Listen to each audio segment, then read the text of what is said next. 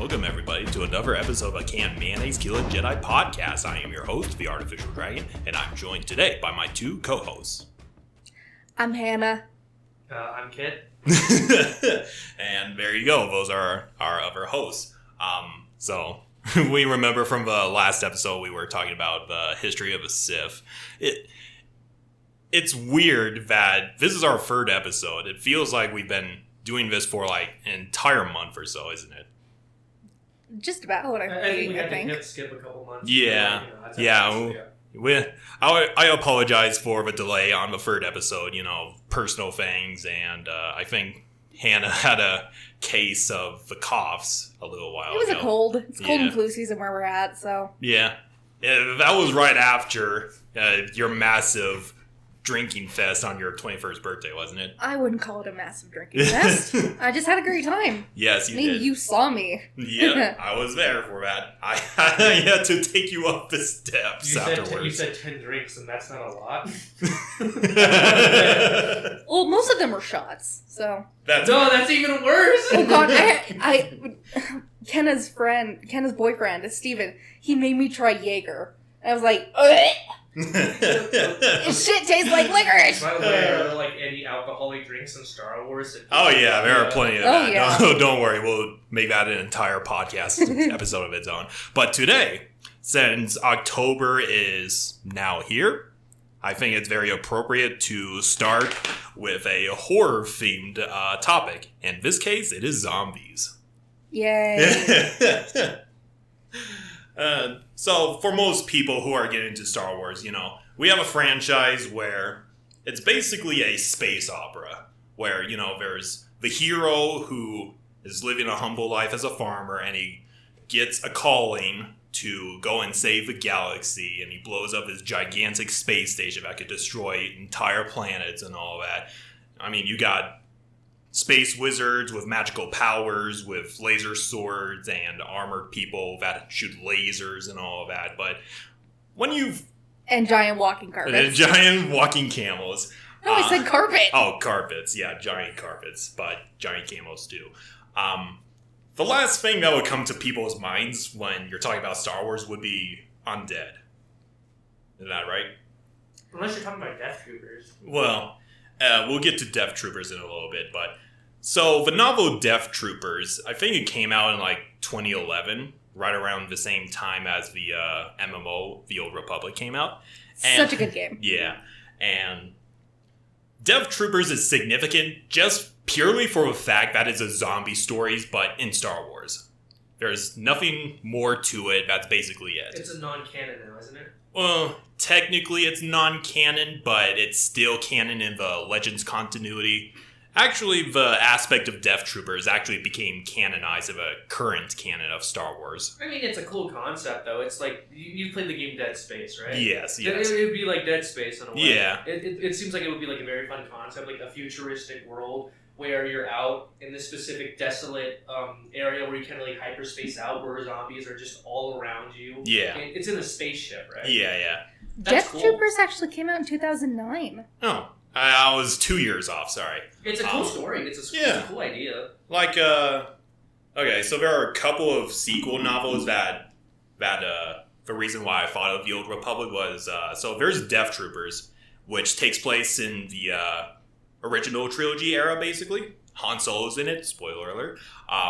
But the prequel novel is, I think, Red Harvest, which takes place during The Old Republic. But we'll get to that story in a little bit. So, the definition of zombies. So, originally in voodoo culture, zombies is basically an undead corpse that is brought back to life via supernatural means or something like that. Like a necromancer. I was just about to say, like a necromancer. Like a necromancer. Like a person who brings them back from the dead, in a way. Or... I guess there is other factors where you don't have a necromancer, like in Dawn of the Dead, no one's really bringing them back, they're just coming back. They're just coming back for God knows what reason. Or like due to a virus. Yeah. Like it's sci-fi. That's like in most modern media, is like Resident Evil, for example. We got the G virus. Yeah, in Dawn of the Dead, it's just some supernatural aspect. Mm-hmm. Or like in Walking Dead, there's not really a virus, because like they just come back from the dead somehow, because it's weird, like in Walking Dead, if you're bitten, the virus spreads. but if you just die, you come back as a zombie. Yeah. In Resident Evil, you have to have the virus actually infect you. And in like other mythology cultures or fantasy based stuff, they tend to come back from a person who brings them back with magic. Yeah. Yeah.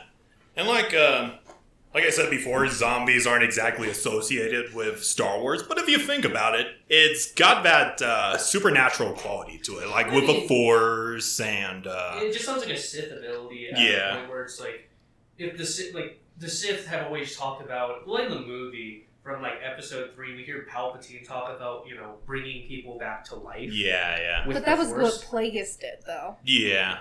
I mean... As we'll get into here, there is a common theme about achieving immortality, but of course it gets horribly wrong, but we'll get into that in a little bit. Like in every medium. The first one that comes to mind is Dragon Ball. Yeah. But yeah, in Star Wars, it's... So there are two different zombies. Like there's the supernatural zombie, and then there's the modern zombie with a virus or parasites or something like that. But I'm also going to include other things that are similar to zombies. Like, they aren't exactly undead, but they get spread via plague or something like that, and it revives dead corpses. Or I'll talk about an individual species, a parasitic race. Like, those documentaries where they talk about this... The Last of Us. You know how the main zombies of the game get infected by spores? Yeah, it's like a plant that infects them. Yeah. It's actually a real life thing where they infect ants. Yeah, and they like have them go up a tree and commit suicide to spread the spores some more. Yeah, that's so weird. That's creepy. It is very creepy. And the ants will actually try to interact and see what's wrong with the ant. And once the ant like kind of falls out of this hive mind mentality that because insects tend to have a hive mind, they kind of freak out and they don't associate with that ant anymore. Yeah, that's so fucking weird. I was talking about, does this qualify as a zombie? Like a spore, it's technically not controlling a dead corpse or anything like that. It's mind controlling a living being. Does that qualify as a zombie? Technically, no, but everybody else calls him a zombie, so I'm going to go with that. A horror movie that I just thought of that kind of resembles the quote-unquote zombie trope is Reanimator. Yep. If you think about it. Yeah. Well, I think it's just like... I think people don't associate zombies with Star Wars just because they think, like, well, sci-fi doesn't really have a lot of zombies in it. Mm-hmm. They have a lot of hive mind, but they don't really have, like, a lot of zombies, per se. I mean, you mentioned earlier about Dead Space with the necromorphs and all that. That's, like, a very rare occasion, And we're going off topic a little bit, but Halo, The Flood, they're kind of a space zombie in that sort of sense. Aren't they more of a hive mind? Yeah, like, they're this organism that absorbs biomass and they reanimate dead corpses or at the very least infect people and contort their forms into something of their own desire. So it's like prototype. Yeah. I was going to say something, I forgot what it was. Damn it. I mean, combating zombies in the Star Wars mythos, I'm guessing these zombies are probably more strong than the average zombie because since Star Wars has laser Gatling guns, Jedi, Sith, a bunch of very strong individuals, these zombies would have to be pretty strong themselves to contend. Yeah. Because if they're just basic zombies that we've seen in media like Shaun of the Dead, or even Shaun of the Dead. Shaun of the Dead. Yeah, or Shaun of the Dead or Dawn of the Dead. Yeah. There's no chance for these zombies in the Star Wars mythos. Yeah. Because they'd be so easily exterminated. Yeah. But since it's Star Wars, I'm expecting that they're probably pretty strong. Yeah, fairly strong. Probably even super weapon strong. Not again. No. That's going to be the common meme. I forgot. No, I showed you this. There was a friend of mine that showed me the meme of the Death Star and Ahsoka Tano holding a fork, and you're like, they're the same thing. I mean, technically, Ahsoka picked up the fork, which allowed her to eat food, which gave her food, and then, do her ability to get energy from her fat so she can move and do acrobatics and save some people. So yes, food is indeed a super weapon.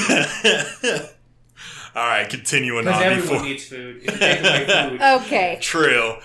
Continuing on before we go off tangent again. But going off tangent's fun. That is true, but some random bullshit. So, since the day immemorial, ever since the Sith were around doing, their Sith alchemy, Sith magic bullshit, Sith are good old necromancers. Like, on Korriban, there's, like, a lot of corpses just scattered around nearby the temples, and, yeah. And in case there's ever an intruder, that Sith or otherwise, the magics that resonate off of the Sith temples just bring these corpses to life and just become undead protectors of those Sith tombs. That's interesting. Yeah. Like, it could be something unaffiliated, like a random band of pirates that just happened to die right over there, and like, oh shit, there's some intruders coming. Revive these people. I wish we could see that in the movies, but I think I know why, though. Because in lore, only, like, really strong Sith could not revive the dead, but summon zombies, probably. Yeah. And current day, like, current Star Wars movies probably can't do that because, they're not as strong. And there are hardly any Sith left in canon. Yeah. In the first place, so... Yeah. There would just be no point. And, like, unlike your normal zombies, these supernatural Korriban zombies, as they're called, they sort of retain their independence and the experiences and memories of their previous selves. Like, for example, they could use blasters, or they could come up with tactics, like throw thermal detonators. They can't talk, but they could use weapons and shit. Oh, so it's like... So they're somewhat sentient. Yeah, they're somewhat sentient. They just have to follow the orders of the main person. Yeah. That's pretty cool. Yeah. That would be so... So it's not like one of those zombies. They actually have guns and shit. That's insane. That's cool. That's really cool. Could you imagine, like... it makes me wonder how the Sith ever lose, because if... like, for example, if you kill a Jedi and just revive a Jedi... You have a literal walking dead Jedi who can use the Force and manipulate his lightsaber however he wants. Like, how would you ever lose against that? That's insane. That's very smart. Yeah, like, also, me and Hannah have played the Old Republic, so you remember the Dark Temple on Dromund Kaas? Yes. So, we've been there more than a couple of times. Like, around the temple, you have all these possessed people, scientists, troopers, or whatever, but... Occasionally you find the occasional living dead where the energies of a dark temple revive people to, do the exact same thing as the zombies on Korriban. Yeah, all the possessed people. Yeah. That's a common thread with Sith temples, is that they resonate this dark side energy to...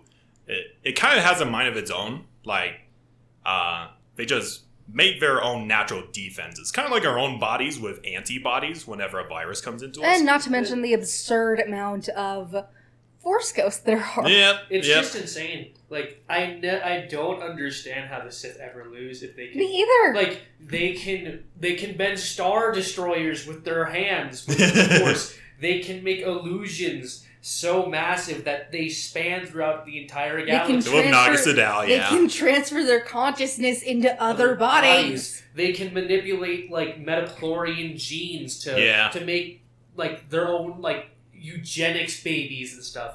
They can summon the undead with their skills intact. Like, it's not like a basic zombie. It can run, shoot, kill, and use the Force. I mean, like what you said last episode with, was it Naga Sadow? Naga Sadow, yeah. Just supernova star. They can supernova a star. They how do they lose? They fight better than the Jedi. What the fuck?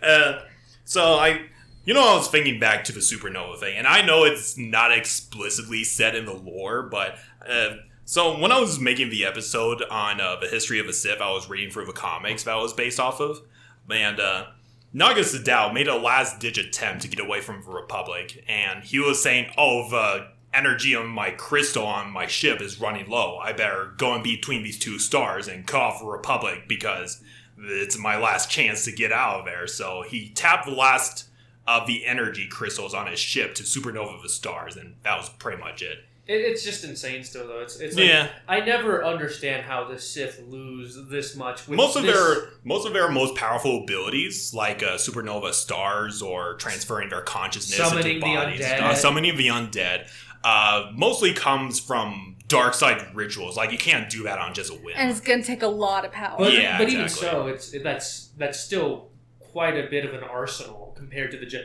Like, the Jedi, it's like, what do I have? Oh, I have Force Push, Force Heal, Force Jump, and lightsaber. My lightsaber.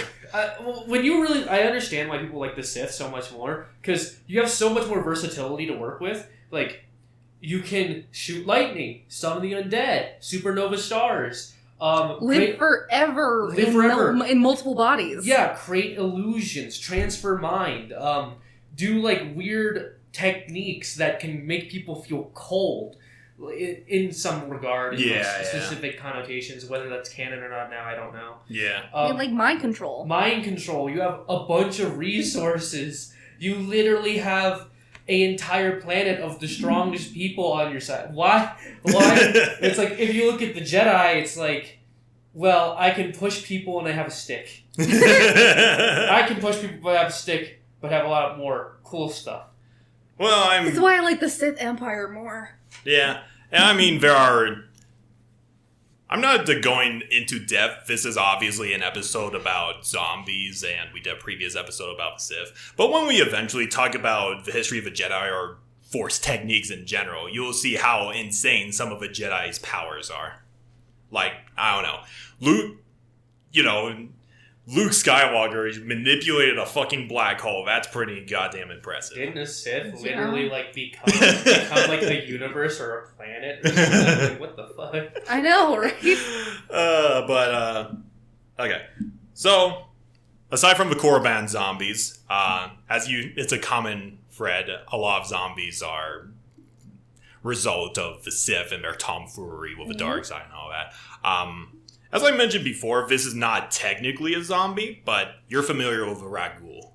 Oh, they're pains in the asses. I don't know what these are. I hate these monsters. So the Ghoul are Sith spawn. Sith spawn are basically creatures that are permanently altered for the dark side of the Force. Like, okay, so in Lord of the Rings, you know how the orcs are corrupted elves? Yeah, so it's like they would have a dog, but the dog is all mutated or gross looking. It's like yeah, exactly. I don't know what creature the Ghouls originated from, but they are a Sith spawn. Either they experimented on a person and it transformed into this disfigured looking monster. Let me actually send you a picture. They're ugly. They are very ugly. I'll show the picture to Kid in the chat. Once again, using the chat for picture references and all that. Of course. I don't have mine. Here. Ugh, gross. Yeah, it's very gross. Nasty. They're not as gross as like Naga Sadao and Naga Sadao and his dick chin. Oh, but God. You gotta admit, they look pretty terrifying if you think about it. Yeah. And the Ghouls, they were actually an invention of one of the original Sith lords named Myrrh. He's one of the original Dark Lords of the Sith that got exiled by the Jedi and they ruled over the Sith. Oh. So Myrrh, I'll show you a picture of the guy. I said... So many pictures. There. Wait, what is he, human? He's a human. Is he? Sorry, I didn't send it via the chat. Damn it. Ugh. Yeah. He's kind of decrepit. You say to that, but you didn't say to Naga Sadao's fucking dick chin. And no, I didn't. And like, wait. I liked Ludo Crush's beard. And like Ludo Crush's weird ass fucking yellow dick foam. chin. Like I did not like the dick chin. Like the yellow foam skin. That's like it's gross. Shut the fuck up. Oh man. But no, so Mr. Myrrh, I'm gonna call him Mr. Myrrh from now on. So he created the Ghoul as his living army of immortal soldiers that would live on forever, and he wanted to achieve immortality. The Ghouls are kind of your stereotypical zombies. Of course, they're not zombies, they're mindless creatures, but... Look more like demons. Yeah, they kind of look like demons. And, they transfer There's there's Varag Ghoul Plague, which basically turns anybody into Varag Ghoul. Like, if a Rag Ghoul scratches somebody, that individual transforms into a Rag Ghoul It's within an like 40 annoying ass hours. side mission in the MMO. Yeah, I think I played that side mission too, where you're just walking around, hey, come attack me. It's all to get supplies for a stupid side character. Yeah. That no one wants. And Varag Ghouls by themselves are mindless savages. They just, food, attack, nom nom nom nom, that sort of thing. Yeah, they're not very... They're not very intelligent, but... So, there are two different methods that they spread the Varag Ghoul Plague with. Number one, either scratch or bite via skin or whatever, and then you get transformed within like 40 hours or something like that. Or number two, through this artifact called the Myrrh Talisman. Which is what he's wearing. Yeah, which is what he's wearing. Okay. And the Myrrh Talisman, so it's one of the amulets that's created by his fellow Dark Jedi that amplifies their power. And after Myrrh's death, his consciousness actually is retained in this artifact. And like it's sentient, I remember reading... Why is everything sentient in fucking Star Wars? I know, right? Like, crystals are sentient. Kyber crystals. Kyber crystals. Kyber crystals are sentient. Don't forget the smart missiles. Missiles are sentient. Droids are sentient. Droids are somewhat sentient. Why is everything fucking sentient? I know. Actually, I'm afraid. I'm gonna be afraid to go with my fucking plane. That shit might be sentient. I swear to God. It's like in Dragon Ball Z Bridge, the German toilet. Scheisse! Scheisse! Could you imagine if Anakin was just about to force crush something and his fucking electronic arm was just like, hey, that's not a good idea. It's like, you're fucking alive? Everything's alive in Star Wars. The cells are alive. The midichlorians are alive. Yeah, God, everything's fucking alive in Star Wars. And the second method is through the Myrrh Talisman, which, like I said, it's sentient, but you could actually tap into its power. Whether you're... I think a Mandalorian captain was able to use it to a limited extent, but he's not a Force user, so he couldn't tap its full potential. So this controls the beasts that you're Yes. Like, if somebody possesses this artifact and they use the artifact to influence Varag Ghouls around them, they, much like the Korriban zombies before them, they retain the skills and memories of their previous victims, so they can use guns and shit. Oh, shit. Yeah. And again, only a scratch or a bite. Or just being exposed to this artifact. Unless you're a Force user, they can't affect Force users. How do you ever lose with this thing? How do you fucking I really don't understand how every bad guy in Star Wars is this fucking, inept. Or just has such shit tier luck. Yeah. It's like they had to be nerfed, or they had to do power creep. Well, either that or, the Sith, by their mere nature, are selfish, so they're more concerned with making their own power and make sure they don't share that power with others. What's the guy who owns the talisman again? Curtis Myrrh. It's like, no, you just see him with a frying pan. Hey, dude, I'm making some more of these. You want some? And, for God knows what reason, the Myrrh Talisman was in... Okay. So Terrace is the planet that the Varag Ghoul Plague is prominent on. Terrace in the ancient times of the Republic is similar to Coruscant, with its gigantic cities, but it got bombarded by a Civ Empire a long time ago, so it's now nothing but swamp now. Yo, I made some Red Ghouls. You want some Red Ghouls for your Red Ghouls? But sometime in the ancient past, for whatever fucking reason, the Myrrh Talisman was just yeeted into the inner cities of Terrace, and that's where the plague began. Just went, yay! What the fuck? And a bunch of Mandalorian crusaders went on an excavation job, and they found the talisman, and they decided, okay, we're going to use this shit and fight against the Jedi with it. Sounds pretty smart. But it didn't exactly go as planned. Because what do you mean it didn't go as planned? Did it backfire? The talisman... At first, the Mandalorian scientist that found the talisman was like, okay, I'm able to use this, but I can't tap its full potential. And the talisman saw a Jedi, and it was like, I'm going to possess him. He's like, fuck that.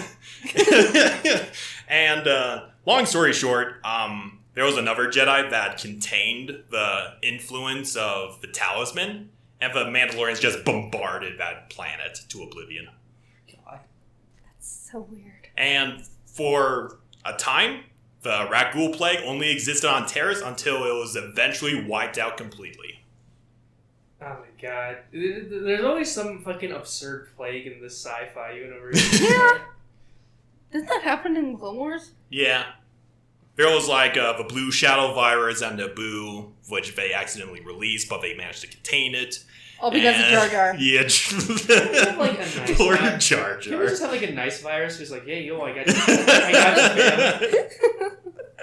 But no, so there's a downside and upside to both methods. Like, with the scratches, it takes a little bit longer to infect somebody. But 40 hours is not a long time. No. I mean, compared to like a minute or so, it's pretty long. Well, like, okay, if we're talking about like disease spreading, like, if you like, okay. Well, imagine your body changing from a normal human into this Yeah. ugly ass creature. Yeah. Even let's look at like the worst diseases on Earth. Even Yeah. they take a couple days to kill you. Yeah, true. At most, like, you can probably die in a couple of hours, but Mhm. but the fact of the matter is, this kills you in 40 hours. That's 2 days. That's Yeah. like 2 days. Yeah, that's like a little over 2 days. That's not a lot of time. Mm. It's like people are like, that's a lot of time. It's like, no, that's not. That's not a lot of time. But no, like, there are there are cures for the rat ghoul plague, so of course if you have the antivirus on hand, you could just Is get it just- enough time to do What is that. the end of it? Is it just a cure? It's just a cure. I mean, it's obviously lost to time since the rat ghouls have been extincted from Terrace for God knows how long, but Is it a rare cure? it's fairly rare. I remember it was a side mission where there was a cure that we had to pick up, but it's been a nerf because it's been on there for 300 years. You see, it's like, so you have to find a cure for something super rare. But, Well, that happens a lot. Yeah. That that's true. happens a lot in real life, too. But yeah, so there's that method. Obviously, with that method, anybody that the rat ghoul scratch become infected, including Force users. But with the Myrrh Talisman, it has a much more instantaneous influence. Like, bam, now you're rat ghouls, but it doesn't affect Force users. Hmm. You know, like, I'm guessing that if you amputate the specific body part that you got scratched or bitten on, it won't infect you, correct? Or is that... I think you get affected regardless. Is it That- magic? Yep, That happens Remember, in they're zombie Sith. movies, too. they originated from magic, Oh. Sith alchemy, and all that. It happens in modern horror movies, too. But like Yeah. red ghouls don't exist anymore in the current Star Wars era now, do they? No, at least for a little while. Foreshadowing. Wait, I'm guessing that you destroy the red ghouls by destroying the talisman, correct? You could, yeah, This makes sense. yeah. Yeah. Um. Why don't they include that in the game? Well, the talisman is leveled in that city over planet that it was on. Mhm. But anyway, okay. So you remember that one campaign that we did, Kit? A D&D campaign where your character was on a mission to check out that random distress signal in the middle of space? And it was infected with techno zombies or something? Yeah, there was basically a Oh, tech- right. it was, Yes. everyone was like a cyborg zombie. Yeah. We're going to be talking about those. They're called Techno Beasts. Wow. I don't like these guys. Here, Warhammer calls these Warhammer 40k calls these things servitors. Here, don't worry, I'm sending you a picture, but I'll show you. This is what they look like. Oh my god! Yeah. Wait, this is just all machinery, though, right? Yeah, There's no Ah. human in them, is there? they were human. So let me explain. Well, So, it reminds me of a Cyberman. yeah. From And Doctor Who. I kind of debated if I should include this because a lot of people debated about they're technically cyborg / crazy droids, but they're part machine, part organic. And Well, used to be part yeah, organic. they used to be part organic. It reminds me of like a human cyborg, and the human parts just melted away. Yeah, but yeah. the sentience remained in the cyborg parts. Yeah. So the Techno Beasts are also Sith spawn, just like the rat ghouls. I I like to think of them as normal zombies, but with extra steps. So they were created by this virus called the Nanogene Spore. Nanogene Spore. It's basically a techno virus that was created through Sith alchemy, where they, use magic and they use Mechadural, which is a force technique where you bend metal to your will. That's how Darth Maul was able to survive with his spider legs and all that. Oh. Mechadural. It's a very useful ability. I feel like we're gonna hear this a lot. I feel like we're on. I feel like we've been here before. Have we been here? No. It's like you see the Raguls. We're using Sith magic. It's like, oh yeah, the cyborg beast kid by using Sith magic. You see, kid, immortality by using Sith magic. It's like at this point, it's like have we been here before? We've been here before. But anyway, so it was Sith magic makes shit hit the fan. Yeah. So the Nanogene Spore was created by this Sith sorcerer who basically took over. What was the Jedi homeworld? Typhon. There we go. She took over Typhon once upon a time, and she decided this is a great fucking idea to experiment with Sith magic and do some technology and whatever. And she created a Nanogene Spore. I swear Sith magic is like Twinkies in the everyone gets a fucking... Yeah. It's like, you have Sith magic. You get Sith magic. Everyone has Sith magic. Oh, man. So, basically what this virus does, once you get infected by it, it slowly transforms metallic tumors all over your body. Imagine how most zombie victims, they have these pus all over their bodies? Yeah. Think of that, but metallized.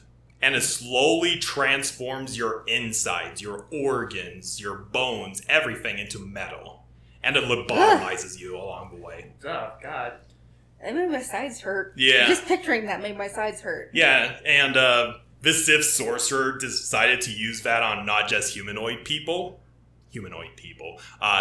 races in general, but she infected several other non-sentient species like Rancors, Banthas, and all that. And they could grow weapons like laser cannons on their backs and shit. And as you can see in that... Ultron! Yeah, it's kind of like the Ultron virus. Or what happened in Deceased. Yeah. Yeah, if you look at that Techno Beast, he's got a chainsaw hand. Jesus. And I think, if I remember at the top of my head, there have been Jedi that have been affected by the virus, but they managed to retain their consciousness and actually fight back. Because Jedi. Yeah, they have enormous willpower, so of course. And I think Darth Bane went to Typhon one time, and he encountered these Techno Beasts, and he fought an entire army of these Techno Beasts by himself.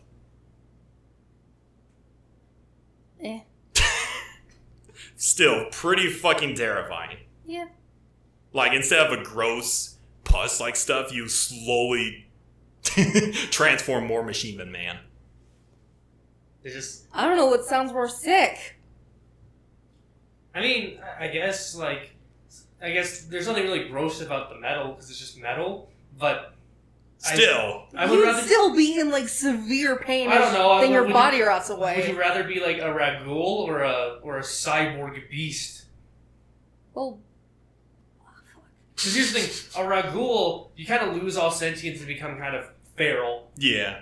A cyborg beast, you become lobotomized. Yeah. Which would you rather be at that point? I'd rather just die. True. Both of them are pretty terrible. All right. We've done a lot of Sith magic shit. Don't worry, we're going to drive away from that a little bit. Anyway, Sith magic. Alright, so... Okay. I feel like I'm the only one in the room that has watched the entirety of the Clone Wars. Okay, so... Oh, the worms. Yeah, the worms. Talking about the worms. Yeah, we're going to be talking about the worms. I know what you mean. So, there's this arc in the Clone Wars, I think it's season 2, where they do a second invasion of Geonosis. And Pago the Lesser, they're trying to go after Pago the Lesser. And he's just in this underground hive. And Anakin Skywalker and Obi-Wan encounter these Geonosians, which are dead, but they're being controlled by these brain worms that enter through the nose and whatever. Ugh. And they're all controlled by this Geonosian queen. Creepy. Huh. And like, not only can they, go into dead bodies, but they could actually go into living beings too. So they just control the mind. Yeah. Yeah. Like, Whether it's dead or alive. Yeah. And once it's removed, don't you just die? No. You don't? Okay. So in the last episode of that arc, they were done with Battle of Geonosis, whatever, but there were a couple of eggs that survived the bombing of Geonosian hive that they were in, and they infected a bunch of clone troopers. And there was a situation where Ahsoka Tano and Barazafe were on this medical ship that got infected, and, they were trying to stop it, and they were going to a medical station, so of course you don't want a bunch of injured clone troopers getting infected too, so they gotta stop it. And along the lines, Barazafe also got infected by the brain worms. God. But that's pretty freaking terrifying. Like, imagine some parasitic being going up in your nose or your mouth or something like that. It is just controlling your entire body like you're a puppet. You're completely aware of that. Some horror movies or something. Yeah. And like, they're susceptible to the cold, which is what Ahsoka did to stop the brain worms. And like, it's pretty freaking terrifying because she has a confrontation with Barazafe, who's infected. And like, they're fighting. And at the end, the brain worm is just out of her mouth like this. And she's like, kill me, please. Oh, God. Ew. Jesus! But of course, she doesn't die. The brain, it's stopped. But still pretty terrifying. Yeah. Regardless if you're dead or alive, they could still control you like you're a puppet. Ew. And like if you... I'll share some pic. Of the worms? Yeah. They're like this... They just look like tapeworms, don't they? Yeah, they look a little bit like tapeworms. Hang on a second. Let's make it my This is what... stomach crawl. Yeah, this will give you nightmares. Ugh, it's just gross.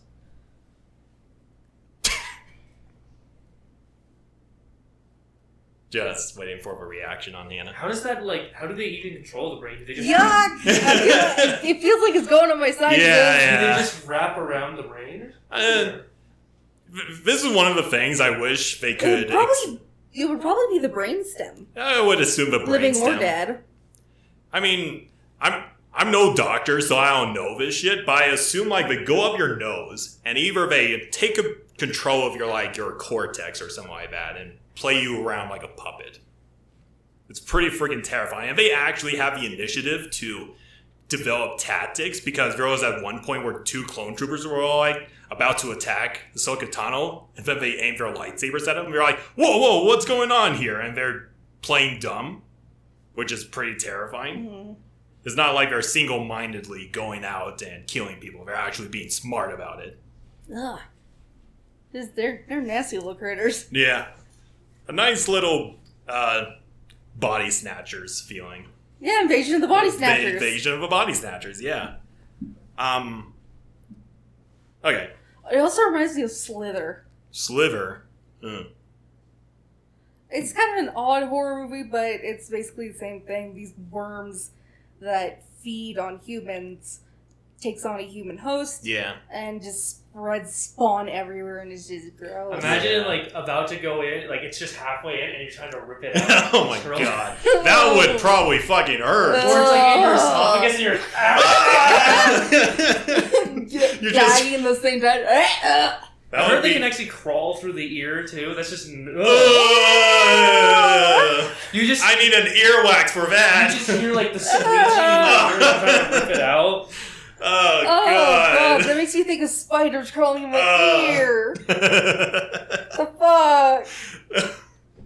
No, that gives me images of, those cases where people somehow have mobs in their eardrums or something? Because they flew in. Yeah. It reminds me of that a little Don't make me think about that! That's disgusting! If you, there's actually stories of people getting, moths in their ears, stuck, and it's they have to, flush it out. And then flush it out, it's because all you're hearing is, that's all you're hearing, right?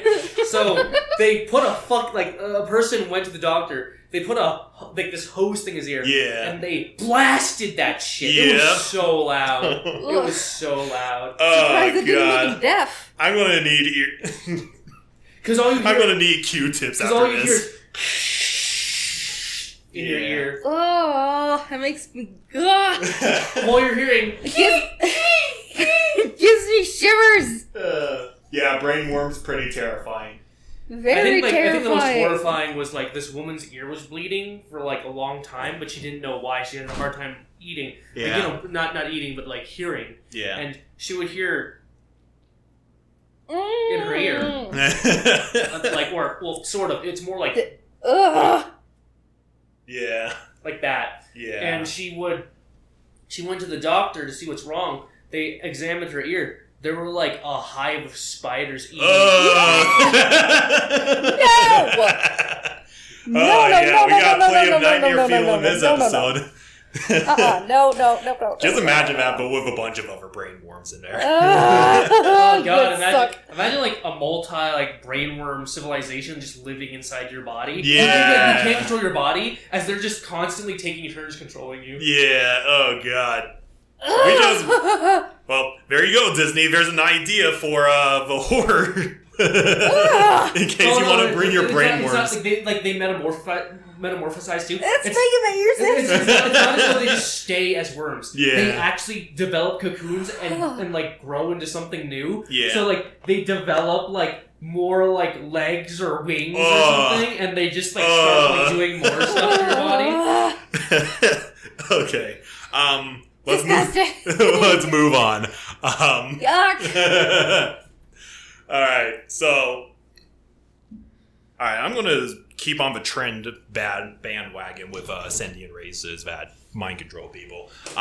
So there's this new race in canon. They're called the Epperson Symbiotes. They're these little bug-looking fuckers. I'll show you. It's just more insects that control you, isn't it? Yeah, basically. Abyssian Symbiotes. They're actually kind of a very cool addition to Star Wars. They introduced them in the Dr. Aphra comics that Marvel makes.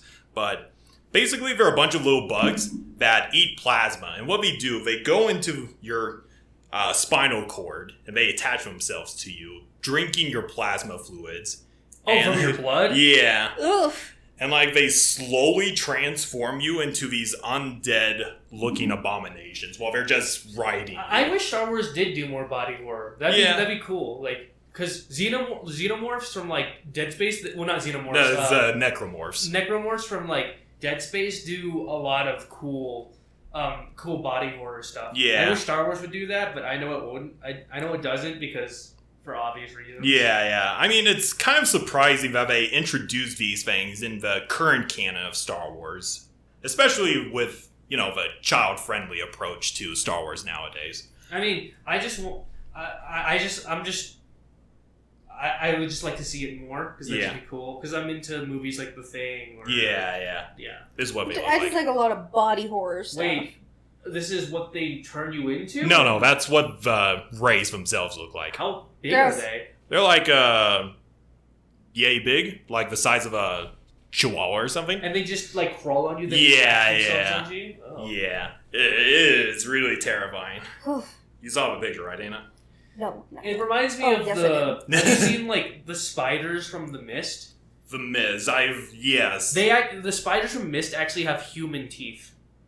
So imagine a spider, but with human teeth. Oh god. And they crawl inside you, lay eggs, and they pop out of you while eating you. It's really horrifying. Gross. That So makes me think of if you type in spiders Mist movie, don't show it to me, by the way, because I don't want to see that. Yeah. No, thank you.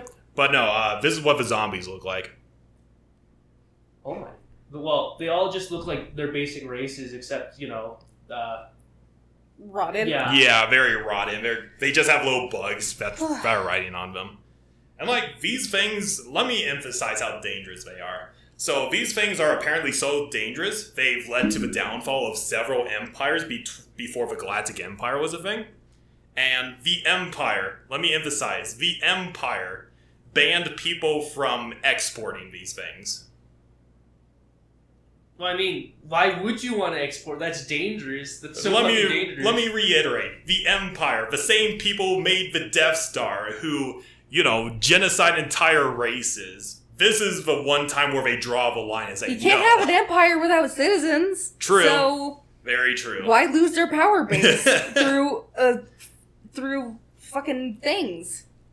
But, you could store these things as long as you put them in a pool of plasma. They just, this is fine. There's actually, for me, I'm not so much as scared as big parasites as much as I am small parasites. Yeah. Because here's the thing. The worms, even though they're gross, you can at least see them. True. With the big bug, ticks, you can see them. They're massive balls. Yeah. But if you actually look up health videos about parasites or insects within the body, it's horrifying. Yeah. Because they're very tiny. But when you zoom in on them, it's a zoom in on some guy's vein or internal system, and it's a black and white X-ray. Yeah. And you see in clarity this insect with fur just fall into this bloodstream and start squirming around. It's very horrifying. Yeah. Because that's what's inside your body, and they're producing multiple creatures of the sort. So you're not having to deal with just one massive entity. You have to deal with a bunch of them that are around your body, just shutting down your internal system. Yeah. And that's gross. horrifying to me. That is very horrifying. God damn it. Congratulations, Kit. The butterflies or something, or how you feel like there's spiders crawling down your throat. You know that feeling, right? Butterflies, yes. Spiders, no. You never had the feeling of spiders crawling down your throat? I feel like multiple times I feel like I'm about to vomit. That's just more because you don't eat too healthy. Yeah. I don't eat too healthy.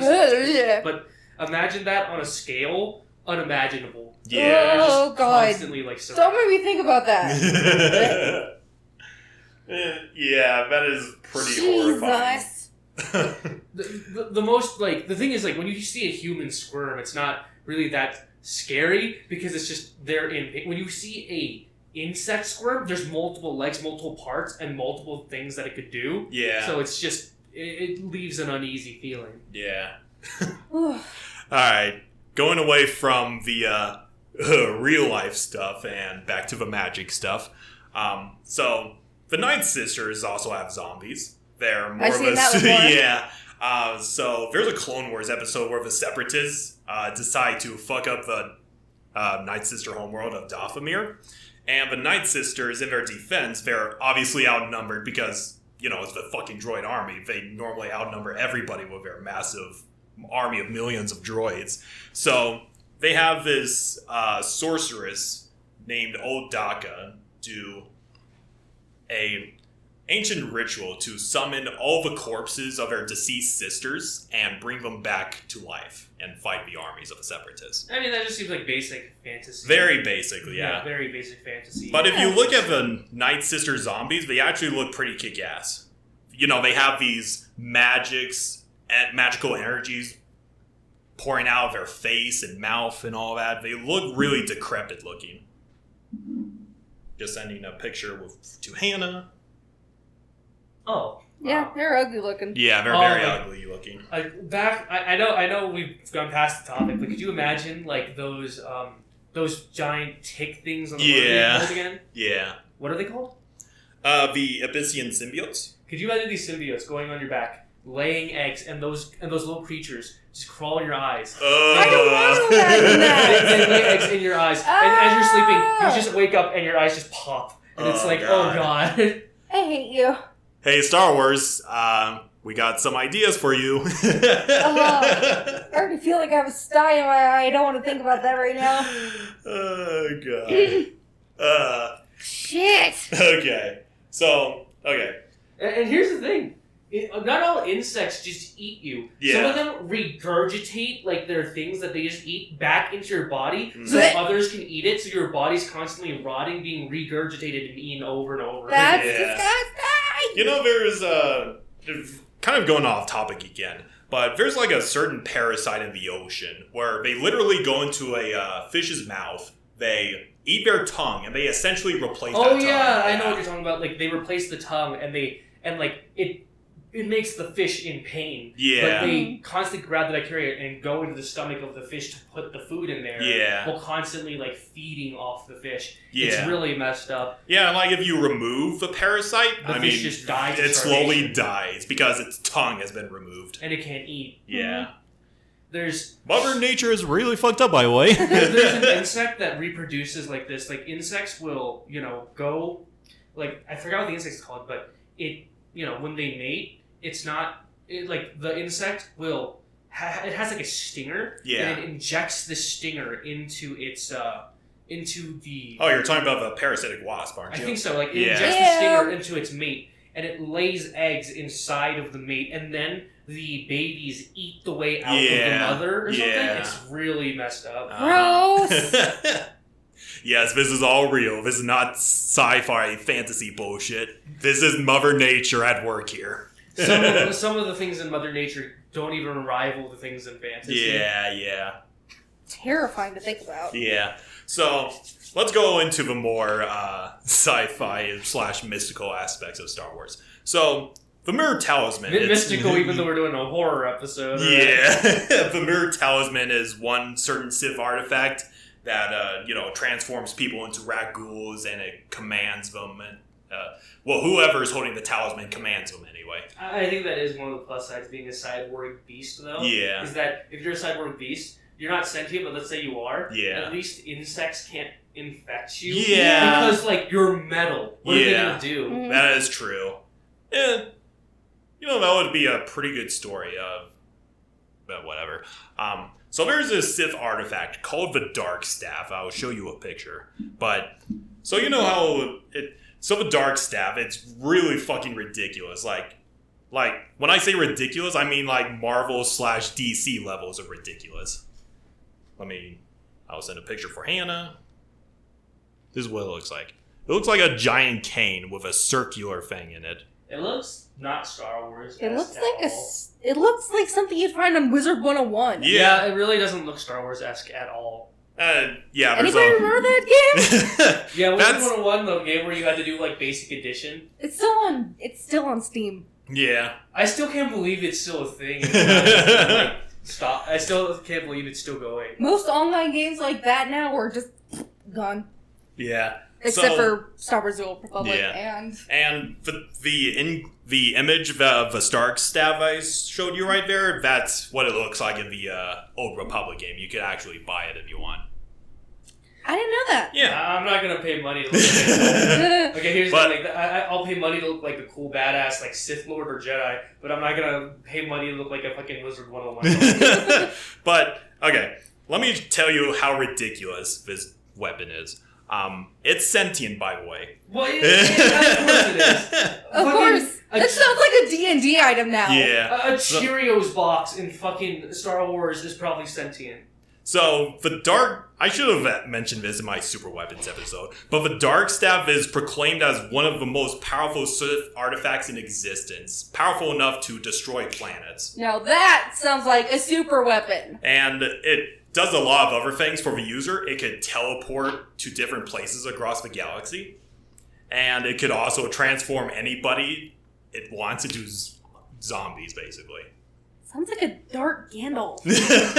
Basically. It's just a necromancer tool at that point. And with most alchemically powered Sith weapons, it's immune to all force powers and could deflect lightsaber blades. Of course it can. And it's also so powerful, it could create time vortexes so large, it could consume entire star systems and they just disappear off of the face of the map. Of course it can. And reappear 100 years later. Why can't Star Wars just have some chill? Is this all legends or canon? Legends. Of course, It's all legends. Legends never. Okay, one thing I Legends is on crack. one thing I have to criticize Legends over is it has no chill.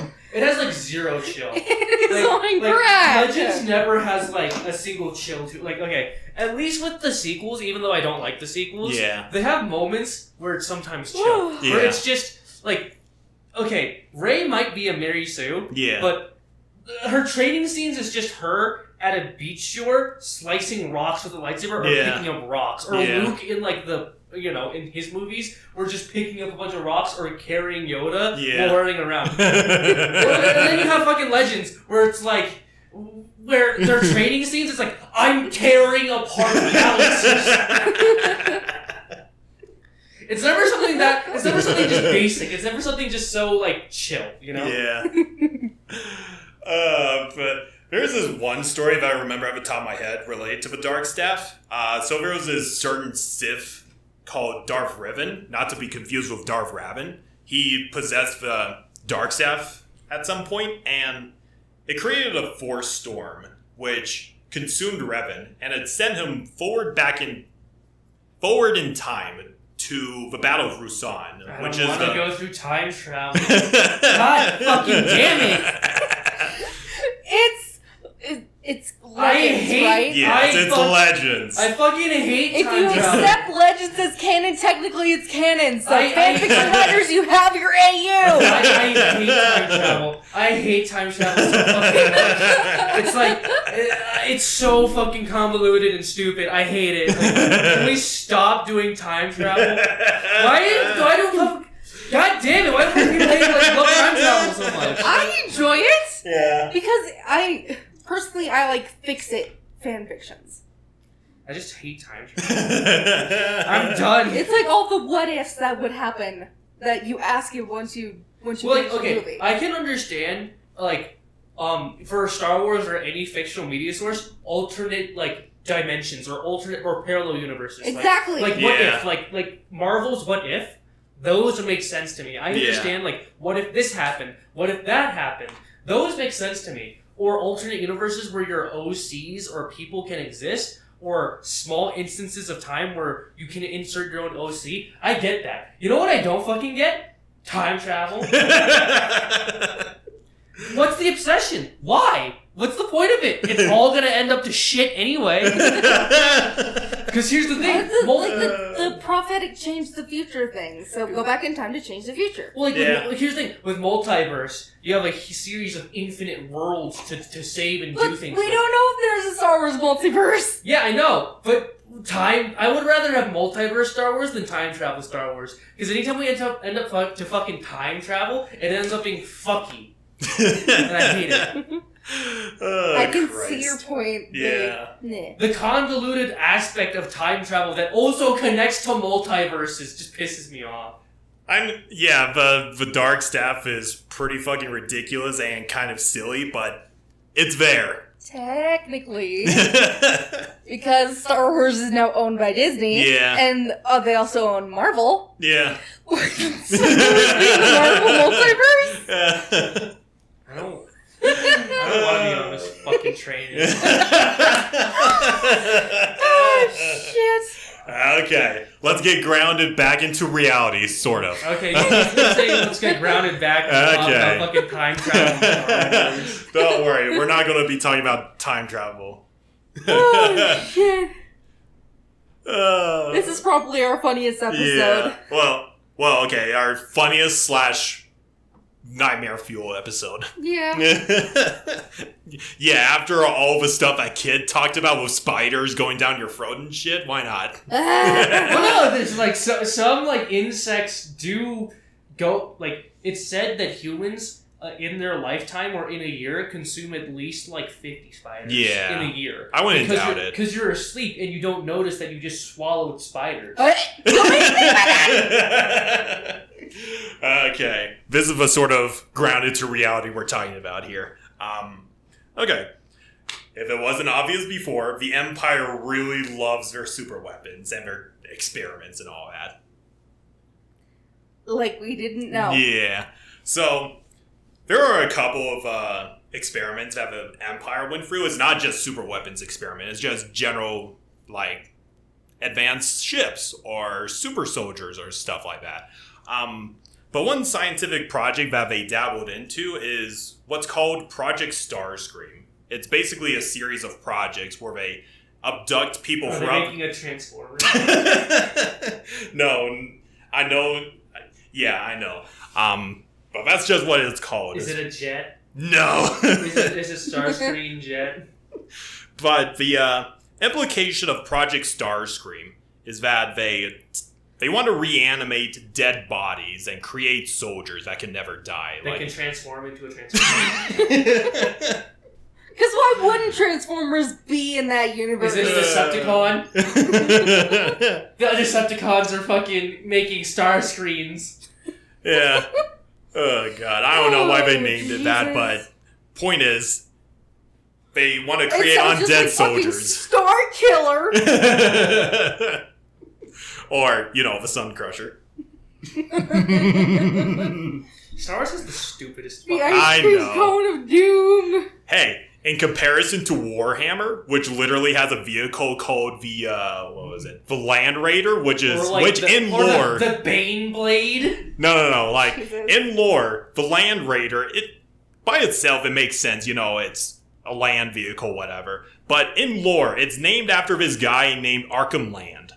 I like how, everything, every sci-fi fictitious thing has, the most blunt fucking name. Yeah. The Death Star. the Bane Blade. It's either fucking absurd or really, really fucking blunt. Yeah, it's really blunt.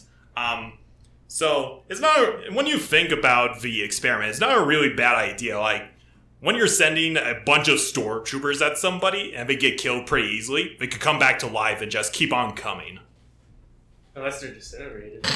That is a fair point. But still, it's not a bad strategy when you think about it. I mean, it makes sense. Yeah. So, okay. So, it's an experiment that's headed by this... I'm not going to even attempt to pronounce his name, but it's headed by this shape-shifting scientist. So, he's a member of a race called the Shadow race. So, you know how Sam Wizell is a changeling, a.k.a. a shapeshifter. You remember Sam Wizell from episode 2, right? The woman that was working with Jango Fett? Yep. Yeah. Uh-huh. She's a shapeshifter, but she can only shapeshift her face into whatever. The Shido, they could basically shapeshift into anything. Like, they could shapeshift from a human-looking thing to a rock. They're basically like D&D changelings. Yeah, exactly. So, this scientist was working on Project Starscream, and he recruited this doctor named Cornelius Evison. You remember that ugly-looking fucker in New Hope who was all like to Luke? I don't like you either. Oh, yeah. Yeah, that's that guy.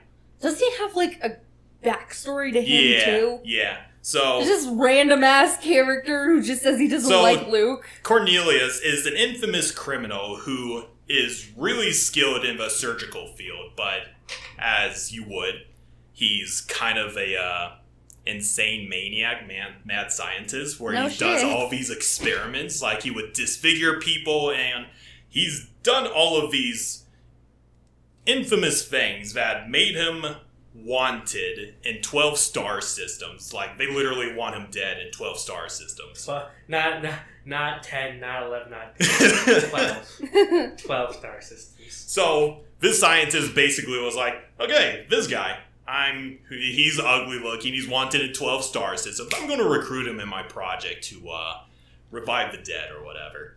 And it has so much potential that even Palpatine and Darth Vader took a personal interest in this. They're just like, ooh. Ooh. Ooh. Another stirred. guy that looks like a ball sack, and I'm down for that. They're like, ooh, shit's getting stirred. Let's go see. And so Cornelius, to continue with his experiments with Project Starscream, he went to this planet called Necropolis, which is basically a planet where the people there revere the dead. Like we better not disturb the dead, otherwise the spirits will get angry at us or whatever.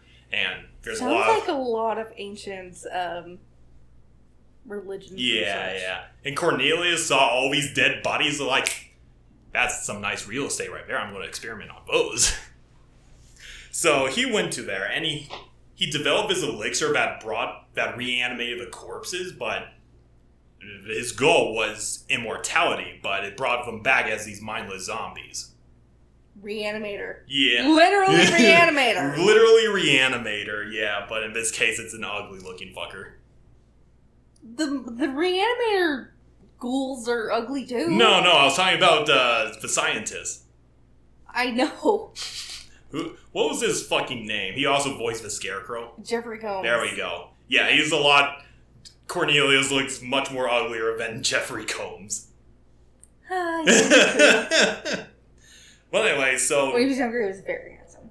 So, of course, Cornelius, being a wanted criminal, there's a bunch of bounty hunters that want to kill him. Boba Fett found out where he was, and he killed his ass. And he wanted to take Cornelius' body to prove that he got him. But since the inhabitants of Necropolis were like, no, you better not disturb the dead, otherwise evil shit will happen. And Boba Fett's like, fine, whatever, so he leaves. However, before Boba Fett killed Cornelius, he injected himself with a serum and he came back. This time, fully sentient, not a mindless zombie or something like that.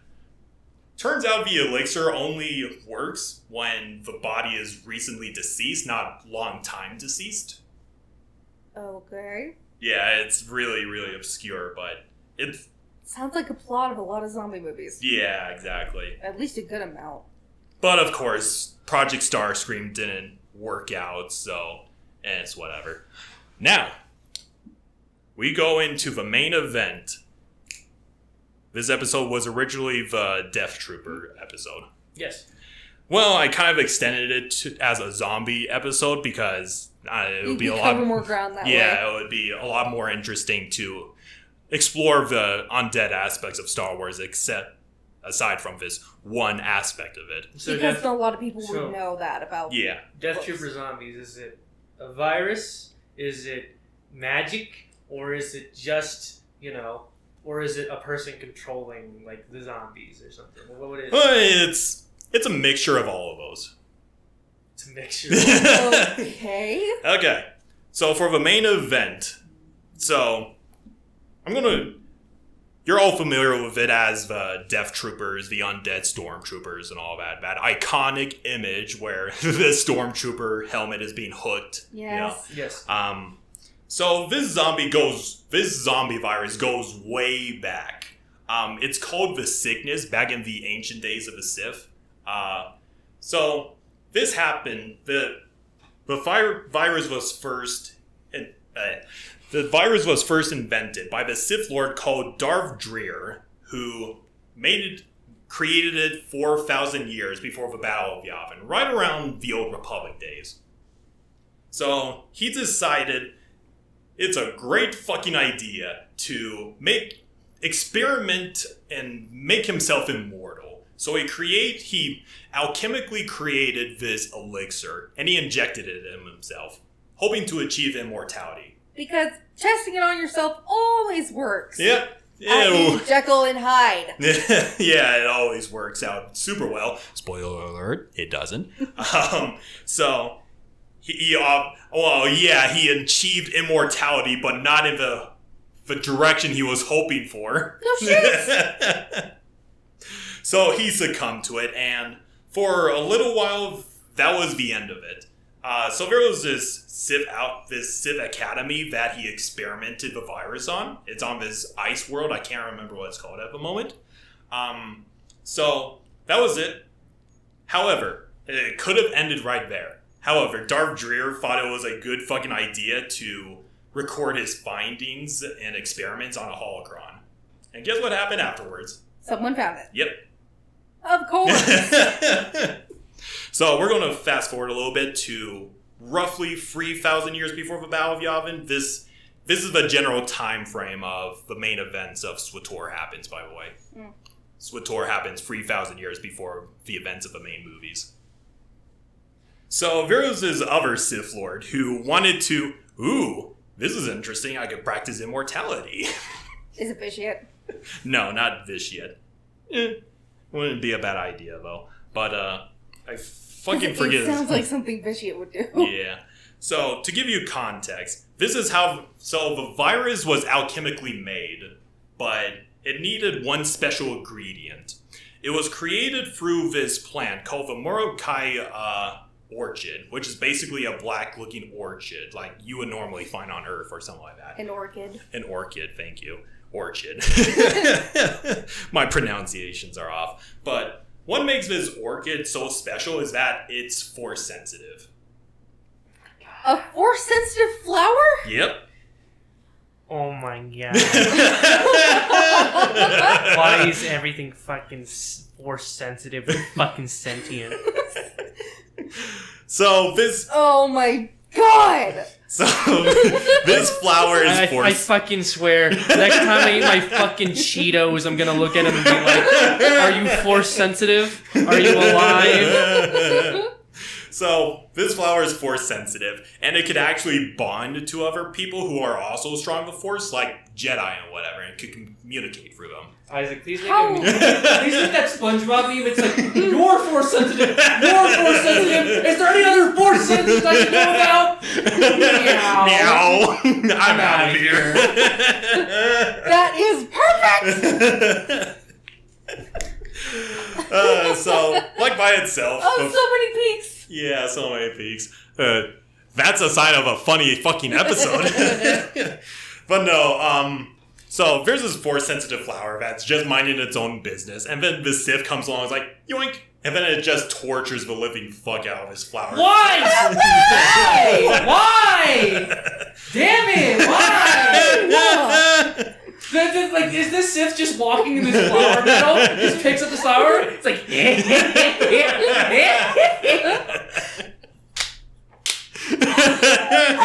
like, no. She loves me. She loves me not. She loves me. I'll force her to love me. This guy just picking the petals off the fucking flower. And this flower is just like, Stop! I'm pretty sure the flowers were used for something like medicine or something like that, and the Sith thought, okay, I could contort this into something opposite of a cure and make it into a pathogen or something like that. because why the fuck not? These are Sith. I mean, these are the same people that, thought it was a pretty fucking good idea to backstab each other and consume entire fucking worlds. Anyway, so this Sith alchemically contorted this force-sensitive flower into a pathogen, which, does what normal pathogens do. They infect, and eventually it went out of control and infected everybody at this Sith Academy. Yay. And this virus is known by the Sith as the Sickness. Okay. So, so we've gone through... It was not what I thought. Don't worry, we're not done yet. So we talked about previous zombies where, there's your stereotypical zombies, like they go around, but with added things, like they have some sentience, like they could use weapons and whatever. Yes. So this infection is that times 10. Like they could actually communicate with each other. You remember when you were talking about all the spores or whatever just infecting the inside of a human body kit? Yeah. That's basically what's going on with these victims. Oh. The virus is sentient. It could... so the virus is basically controlling the victim like it's a puppet, and it communicates with other infected beings. So it's kind of like a hive mind intelligence. I was just about to say that. Yeah. Oh my god. I want everyone watching this podcast to take a shot every time we say sentient or force sensitive. Any episode. If we ever say sentient or force sensitive, take a fucking shot. Take a fucking shot. Just not when we say Sith or Jedi because we don't want to kill our listeners. Yeah. And Hey kid, did you know that fucking TV is force sensitive? Did you know that blue milk is force sensitive? You just committed a crime by drinking a force sensitive being that is blue milk. Oh god. But yeah, so at first these zombies might be mindless killing machines, but they're actually... Okay, so let's say you fight back against the outbreak. You set up traps or whatever. It's fine for a little while until the zombies communicate each other through growls and whispers, and then they react accordingly and set up their own traps and just go into the vents to counterattack. Zombies that set up traps, great. Yeah, they can pilot ships as well. Okay, What is this I'm not fucking- surprised anymore. I just want to see Tyler 1 as a zombie. No, could you imagine a zombie just piloting the fucking Sun Crusher? Oh god! We need. Giving a goldfish a rocket! No, imagine a goldfish, but like within a human body, just picking up a fucking gun, and it's. And not even that, they have like a 2-second attention span, so it's like, and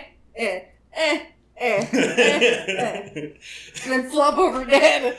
Because they never live long. No, this is how I imagine the zombies piloting the ship. There's like 3 holes, right? Mm-hmm. There's a circle, a triangle, and a square. like baby toys. They pick the fucking square. They try to put it in the fucking circle, and they somehow do it. They just punch it in. Oh, that's a big thing. Oh, Christ. So, after those 2 incidences with Vasif trying to achieve immortality, or at least an unstoppable undead army, they just confined them to this ice planet where it just remains at this Sith Academy, and it's kind of lost to time and stayed dormant until this awesome guy found out about it. Oh. His name? It's a guy named Darth Vader. Great fucking job, Skywalker! Oh no. And Darth Vader was like, ooh, an ancient virus that could transform any sentience into an undead army? I better test this shit out. Fucking dipshit. No. So he passed down this knowledge to the Imperial Bioweapons Division, basically. And there's a couple of Imperial scientists that experimented, as the usual thing goes, they experimented, and of course it went out of control, blah, blah, blah. And this is where the events of Death Troopers come in, because there's this Imperial prison ship that gets a distress signal from a Star Destroyer. They go to the Star Destroyer, and they soon find out that it's infected by, the virus and whatever, and their hyperdrive is shot, so they need to give a hyperdrive off of a Star Destroyer, but the Star Destroyer is infected by a shit ton of zombies that are also sentient and can use guns and shit. What is, does the virus just say, is the virus just trying to infect as many people as possible, or is it trying to eat? Okay, so there are multiple ways you can get infected by the virus. Either, the usual method, biting onto somebody or scratching somebody, or it's also airborne, so you could breathe it in by accident. Or the third method is you go up to a zombie corpse, inspect it, and basically the insides of a zombie slowly infect you. Oh my god. Jesus. So, touching a zombie would get you infected. But they're wearing armor, at least. Yeah. They probably have to, fucking sanitize that shit once they're done. Yeah. But yeah, so this okay, so it's the Imperials love these scientific names. So it's named as Visignas in the old days of the Sith. The Imperials call it Imperial Bioweapons Project I-7-1A, but it's also better known as the Blackwing Virus. Mm. And aside from that, it also, the virus, for whatever reason, also affected a certain section of Dathomir for a little while. There's a quarantine zone where the Blackwing virus was unleashed. And it's probably one of the few Legends material that actually got reintroduced into canon. There's a mobile game called Star Wars Commanders, and I think it's a special event where you have to fight off the Blackwing virus, which is pretty cool. Oh, yeah. It sounds interesting, I guess. I'm just thinking of of my own virus now. I call it the Stevo Virus. If you get bit by the fucking zombie, you turn into Stevo. Oh, Jesus. You know how Stevo does a bunch of drugs and shit, right? Yeah, I know. And imagine a bunch of Stevos and fucking bath salts just running after you with Uzis. Ew. Oh, God. I know, That sounds like a nightmare. Yeah. I know the Blackwing virus is kind of underwhelming, but it was the one thing that introduced the concept of zombies into the Star Wars universe, if you think about it. Like, so many people remember the Death Troopers story. It's not really that great. It's basically, oh, there's a ship infected by zombies and we gotta survive. And they so on this prison ship, for God knows what reason, Han Solo and Chewbacca happen to be one of the prisoners on the ship. And we all know they're not going to get infected. Troopers? Yeah. Spoiler alert. The fuck? Yeah, we all oh fuck, main characters. We know they're not going to get killed or get infected by the zombies. That's what fanfiction's for. Yeah, exactly. I don't know, like I said, the Blackwing Virus is kind of underwhelming because it's basically, okay, we're going to introduce the concept of zombies, but in Star Wars, that's it. Mm-hmm. But aside from the Blackwing Virus, I think my personal favorite is either the Rat Ghoul Plague or the Symbiotes, like I mentioned earlier. But the brain worms are pretty nightmare fuel inducing. I just like the idea of zombies being able to pilot ships and still be stupid. So they're just like, hyperspace! Hyperspace! Oh, what does this button do? Oh shit, I blew up a star! Ooh, light space ramming!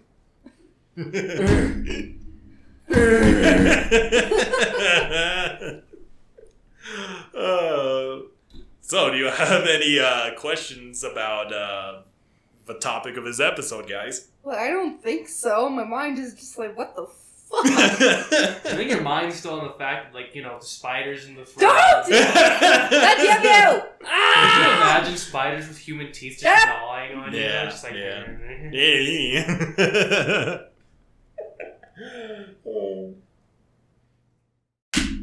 It's not even the thing is it's not about the pain. Yeah. It's more about the fact that there's something crawling inside of you. Mm-hmm. And I don't want to think about that. And the mixture of their insect liquid with your blood. Yeah. That gets you. That's basically what the Blackwing Virus is like. You just have a bunch of a virus is an organism, so they're just going around in your body, twisting and contorting your insides and all that.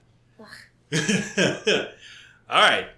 So that's... Good dose of body horror imagery for your fans. Yeah. So that's our third episode of Can Mayonnaise Kill a Jedi? Or in this case, can a zombie lead to the downfall of an entire galaxy? We should just rename this podcast Everything Has Sentience. Everything is Force Sensitive. What did you guys think of this episode? That was fun. It was fun. I think Hannah thought more. I think Hannah thinks it's more gross than fun. It kind of was because it was just a lot of gross things we were talking about. Yeah, but there were some funny parts. I think it'll be good. Could we include a blooper reel? Maybe eventually, when we get bigger, we could have a blooper reel section for Patreons or whatever. That would be funny. Yeah, that would be. Okay, you guys want to know what our next episode is going to be about? Sure. So we talked about supernatural things this month for this episode. For our next episode, we'll be talking about more supernatural stuff. In particular, gods and deities. Cool. Oh, sweet. Yeah. I'm excited for that one. Yeah. Ooh. Let me guess, they're force sensitive too. Well, the Force bends the galaxy together, so the Force is very prominent. But you'll have to wait a week to find out, kid. Okay. Alright. Thank you, everybody, for watching/listening to this episode of the Can Mayonnaise Kill a Jedi podcast. I hope you had fun listening to us ramble about zombies and stupid horror shit like that. And, yeah, I'm going to take us out. You guys got anything else? Hey, you know that spider that you just... Yeah. The spider with human teeth, yeah. Shut up! They're force sensitive too. Oh my god. Alright, bye-bye.